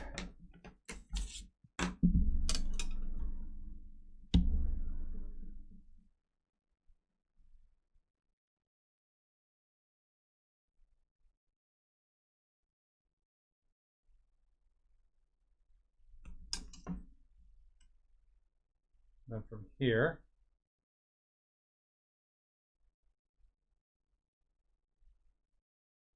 put some of those spaghetti webs.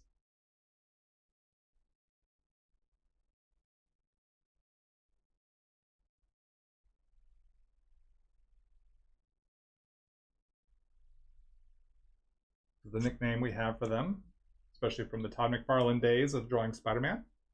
Then from this hand, we had him holding a bunch of webs here. I'm going to use my French curve to kind of help get some nice, clean lines going here.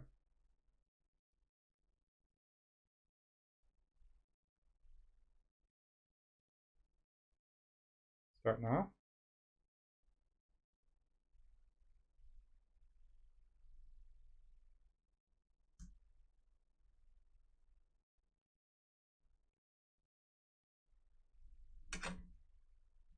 Okay, good. We're on screen just right.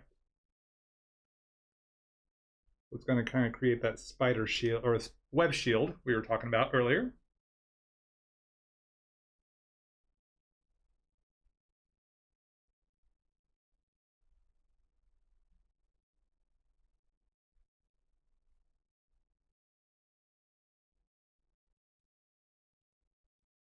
And then with this white gel pen, we can just go right over Spidey like that.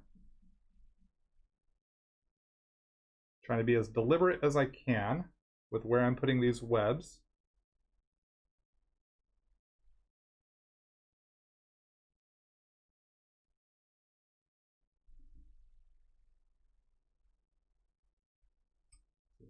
Choose a different angle, different arc.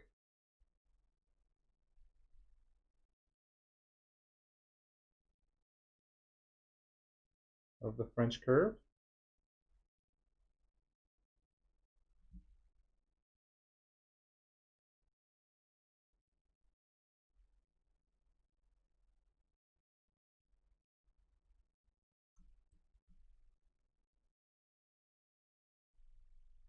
So we're just getting all these initial lines, maybe spinning off of that web line, coming off this way. Do one jutting out this way. Trying to vary the concentration of webs and it's where some are clustered together more or tighter configuration and then wider gaps as well. Like his eyes, I want those to kind of be peeking through. So that's very deliberate. One cuts right over his thumb from this angle.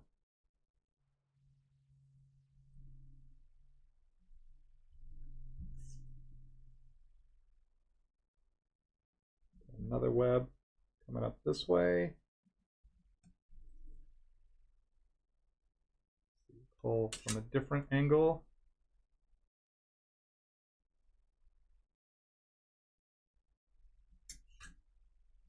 That. So you see the background color is helping these white web lines stand off the background. And then when I get to the white part of the outer edges of the sketch cover, it's like the white web lines are fading into the white background.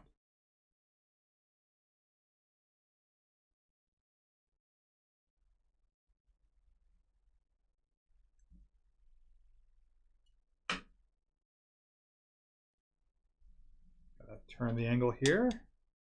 Am I staying on screen? For the most part.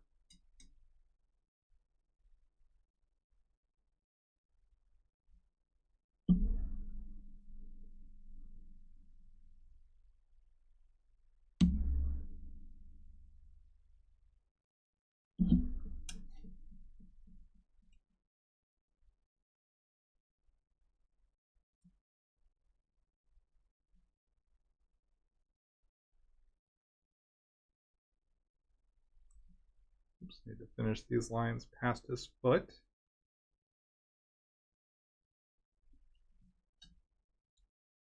So almost got all my spokes done. I can do all the cross webs, which I'm hoping continues the vibe I'm looking to achieve here.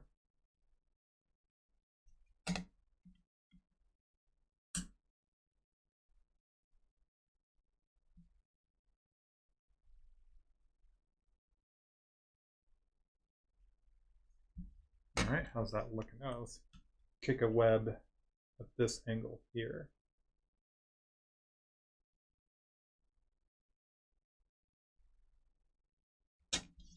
And then, of course, all these webs that are going into the top of his fist have to come out. Well, they don't have to, but I want them to come out the bottom.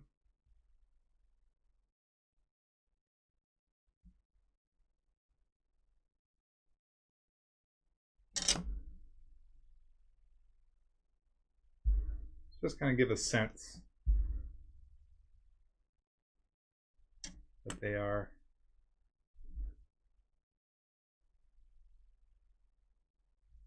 kind of trailing off behind him.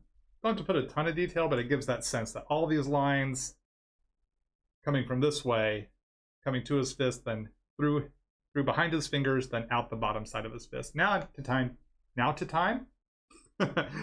it's time, cue cards, to draw in the cross webs.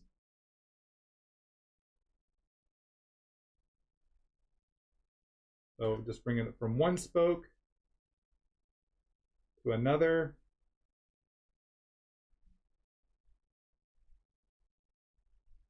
Just kind of considering how I can connect these webs and what sort of fashion and how congested do I make that one. And see, when I forgot who had asked before if I was going to use white gel pen to kind of show the definition of the muscles.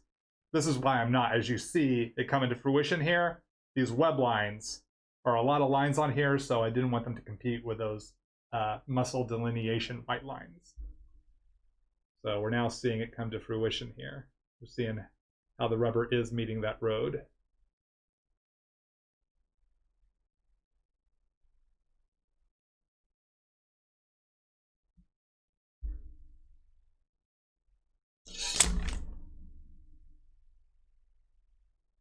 I got to be very cautious in how many cross webs I put through here. How much is too few? How much is too many?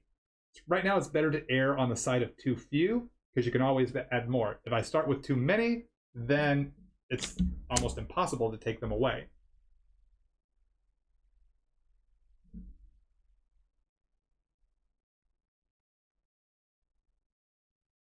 So right now I'm leaving large gaps that I can always make smaller.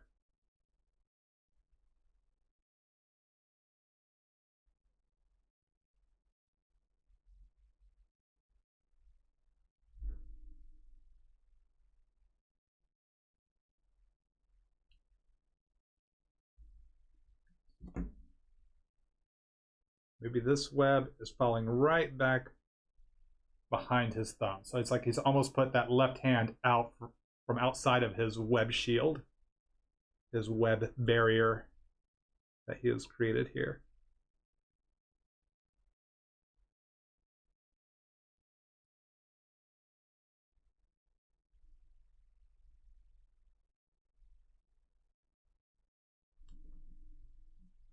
It's kind of fun to see how it all starts to kind of fit together. We started with a blank page here, gang. A blank page, bunch of pencil scribbles, which then led to some finished ink lines, to some red and black colors, and some purple and blue background, and now these gel pen webs is the finishing move.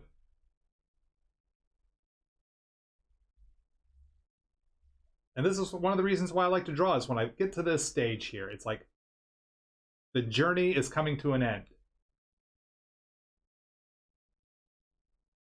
We've dropped the ring into Mount Doom, and we're going to head back down the mountain and hop on that boat where the elves take us away to live out the rest of our days. Which for me is to draw another picture.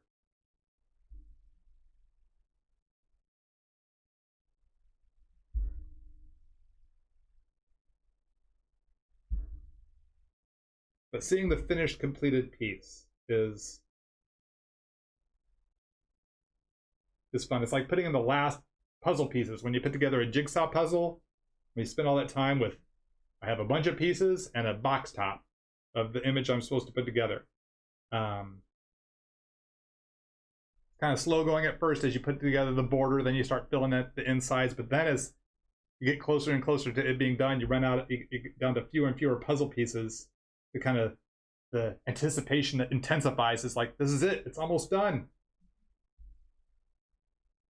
That's kind of what this is for me. It's this puzzle from my mind has been put together.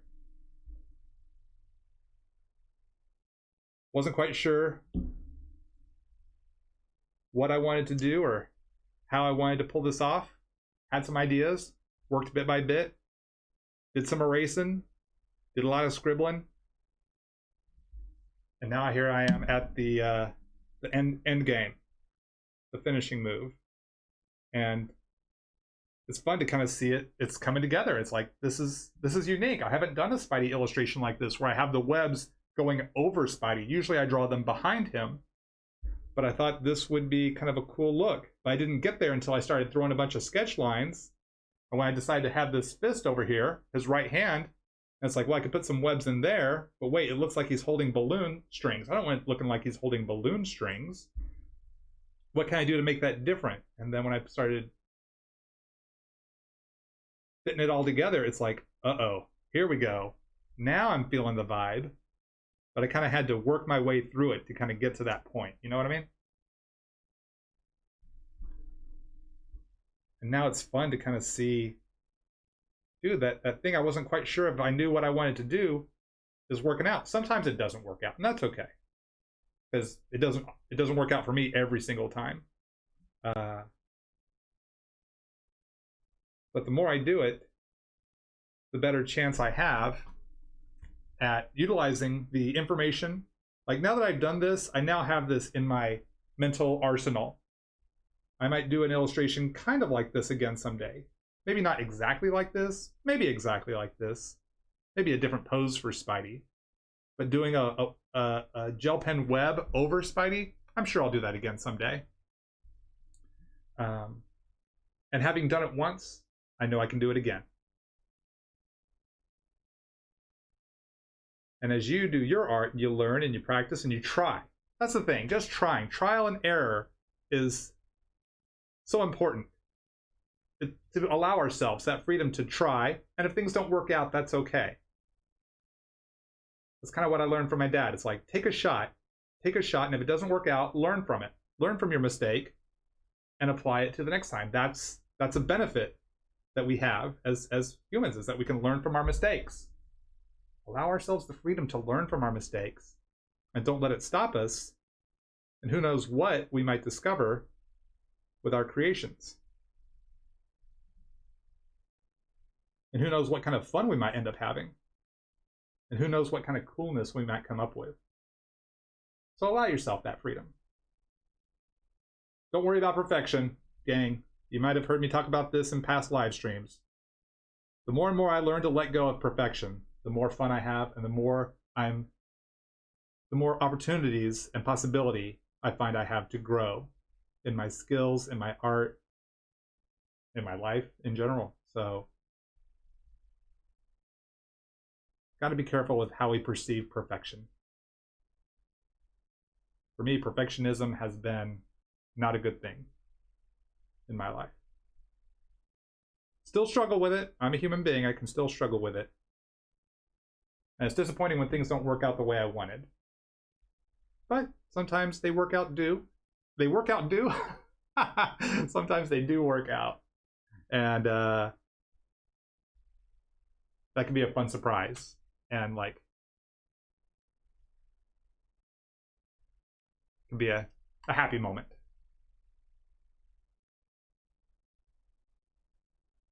Just some thoughts for y'all. Because I know there are a lot of young artists watching. Whether you're watching live or you've come back and watched in replay.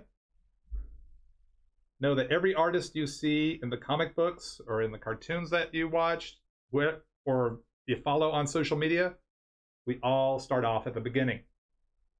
We all have to learn, and we all continue to learn. There's always something new to learn.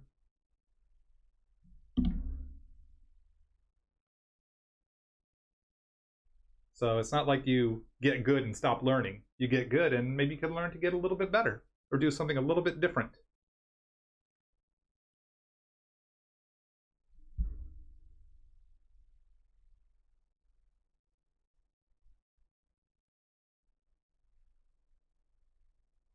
What are you going to learn on your journey, your art journey?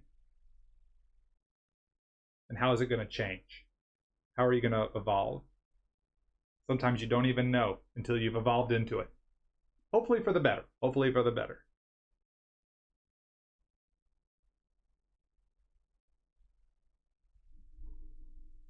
We got a lot of webs going on here.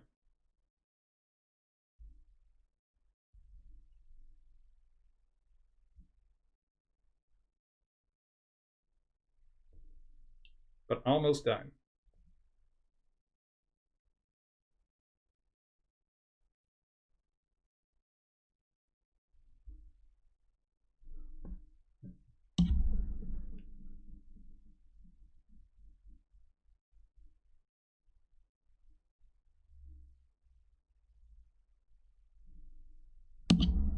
Let's see. I'm going to double up this line right here. Oh yeah, that's nice.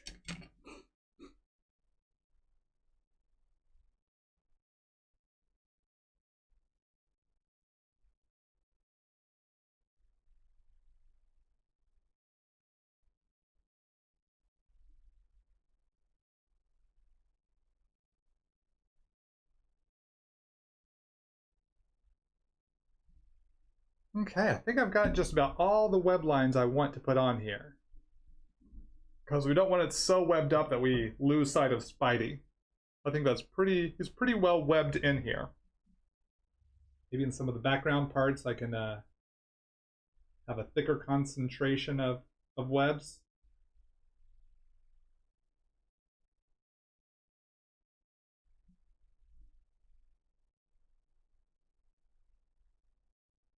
But not so much over Spidey himself.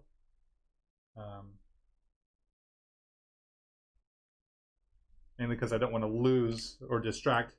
I don't want to overpower Spidey, and I think we're kind of pushing maximum threshold here. Apologize if any of these web lines kind of were drawn off panel. My sincerest apologies. Okay, so I can grab my Pigma Micron 08, and I can throw my signature on here. And today's date. What is today's date? I always forget the date. Today's August 1st. Duh. It says right here on my live stream, August 1st, 2020.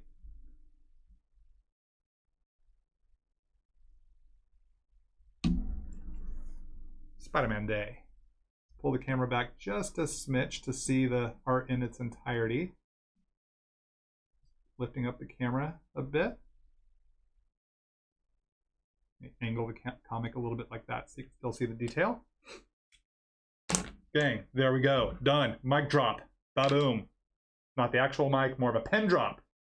Pen drop is the artist version of a mic drop, because ideally our mics are on a rig here, so we can't drop it, but we can drop the pen. Cap it. Cap your pens first before you do a pen drop. You don't want to leave your pen uncapped and do a pen drop, because if it drops on the art, you could have a little mark on your art that you didn't intend, and that can be very disappointing. So cap your pen first. Make sure it's clicked.